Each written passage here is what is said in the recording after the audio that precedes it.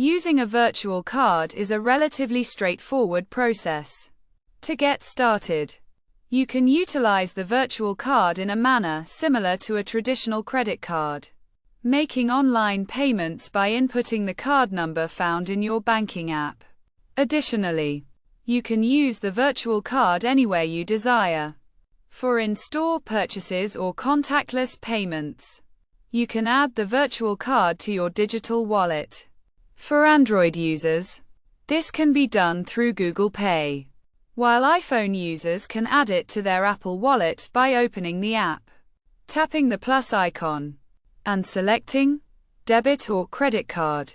The app will then detect available virtual cards and allow you to choose the one you want to add. Once added, you can easily make payments using your digital wallet linked to your virtual card. This process is relatively simple, and you should be able to make payments with ease.